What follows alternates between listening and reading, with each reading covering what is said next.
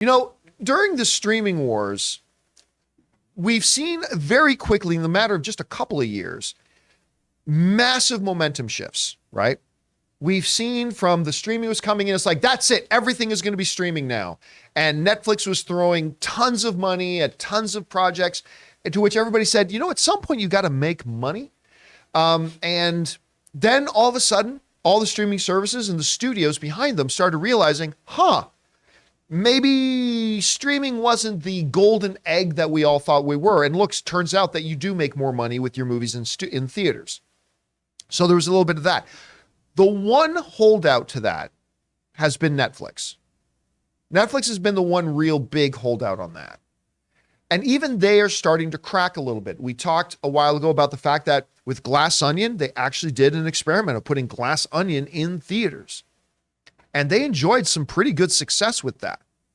But they're still, when you talk to Netflix, they're saying, oh, no, we're streaming first. Okay, that's fine. I don't think it's going to last.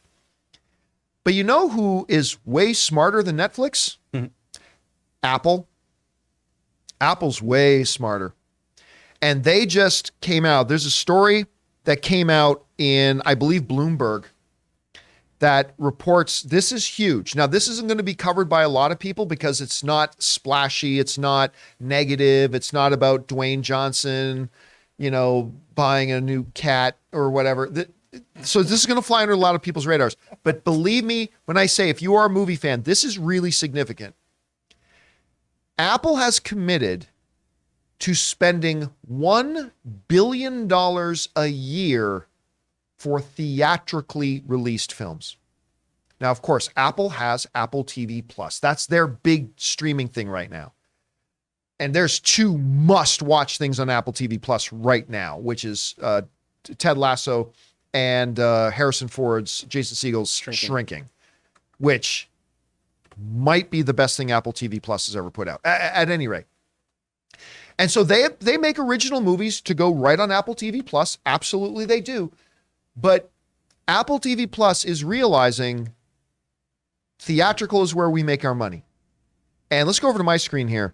They have committed $1 billion a year for theatrical films. Not $1 billion, $1 billion per year. And part of their rationale is exactly what me, Rob, and other people have been saying for a long, long time. If you want more success with your streaming service, put your movies in theaters. It's not either we have theatrical success or we have streaming success. The two are connected. You want more success for your streaming service? The data has proved that movies that go to theaters first then end up getting viewed more on streaming services than if they had bypassed the theaters. It's the numbers. It's science. It's just what it is. And so Apple has learned this lesson. And it says here, the tech giant is committed to multiple theatrical releases, and they will use the theaters to help promote their streaming service. They understand it's all connected. So the article is fantastic. Let me read a little bit of it here. Apple Inc. plans to spend $1 billion a year to produce movies that will be released in theaters, according to people familiar with the company's plans. Part of an ambitious effort to raise the profile in Hollywood and lure subscribers to its streaming service. Now, why would they do this? There's a couple of reasons the article goes on to talk about. Number one, because it'll make them money by putting the movies in theaters. Number two, it'll raise the profile of Apple TV Plus if you have big movies in theaters that then can only be watched on your streaming service once it goes to streaming. That's a huge part. But it also goes on to talk about the fact that, listen to this, while Apple has agreed to theatrical releases in order to please talent and outmaneuver competitors for projects.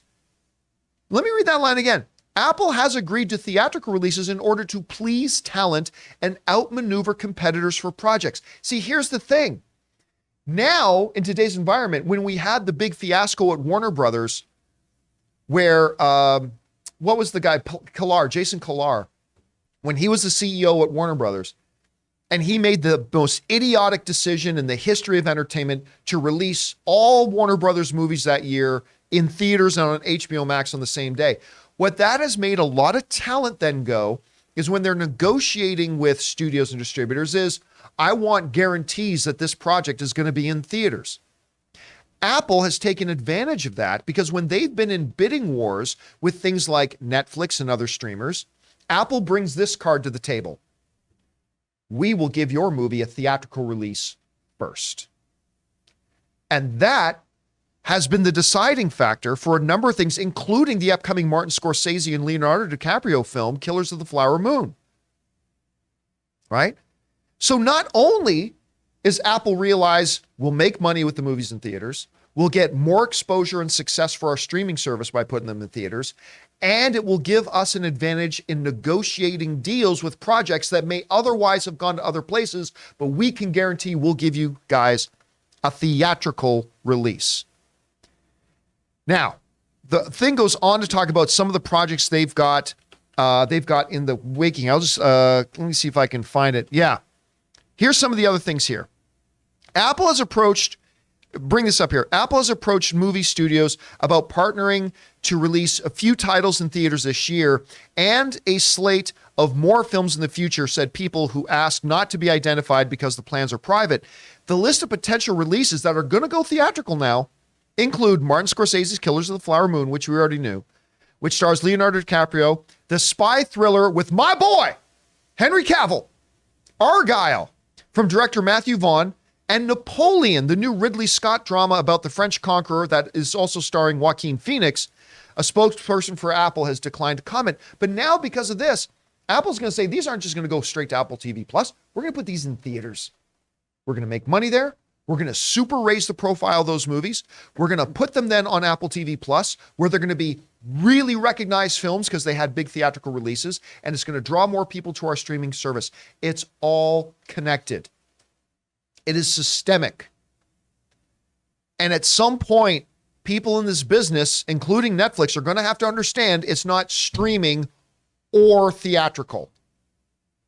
You make them work together, and you're going to enjoy bigger success, and you're going to attract better talent and better projects because real filmmakers want their movies in a movie theater. Real storytellers, real thing. They want their movies in. I mean, they'll take streaming if they can't get theatrical, but that they really want guys like Scorsese, guys like Spielberg, guys like Peter Jackson. They're going to want their stuff in theaters, unless they do some documentaries. Right? And so Apple is just ahead of the game of everybody. Anyway, guys, question is for you. What do you think about this? Apple is committing to $1 billion a year for theatrically released films. To $1 billion. Do you think that other streamers, particularly Netflix, is going to have to finally look at this and say, look, everybody else gets it except us, and they'll finally make that sort of a change? Maybe yes, maybe no. Maybe you don't think it'll work for Apple and it'll, backfire on them. Whatever you guys think, jump down to the comment section below and let us know your thoughts. Hey guys, we want to take a second to thank a sponsor of today's video, the Black Tux. It's time we had the talk. You know the one I'm talking about, the one that ends in the 3-letter word. I'm talking about a tux. And when you need a tux, the best place to go to get one is the Black Tux. The Black Tux makes it super easy to get an on-trend, top-quality, guaranteed to fit tux without ever needing to leave your house. So here's how it works. Take the Black Tux fit quiz, pick the style you want to wear, and boom, your tux is delivered to your door 10 days before the day you need it. That's plenty of time to try it on and make sure it wears you well. And hey, if the fit's not quite right, say hello to the Black Tux Fit Guarantee. Order a better size within a day or two of receiving the less than great fitting one, and they'll send another one right away at no extra cost. Their expert fit specialist will help you find the perfect style tux or suit and make sure it fits just right. Listen, I've been dubious in the past about online sites or apps that say they can get your measurements, but the fit quiz with the Black Tux works great. And man, I wish I'd had these guys for so many events I've attended over the years. So rent or buy, the Black Tux is the best place to go when you need a tuxedo for a wedding or a special night. And right now, when you go to theblacktux.com/Campea and use the code Campea, you'll save $20 off your order. That's TheBlackTux.com/Campea, code Campea to save $20.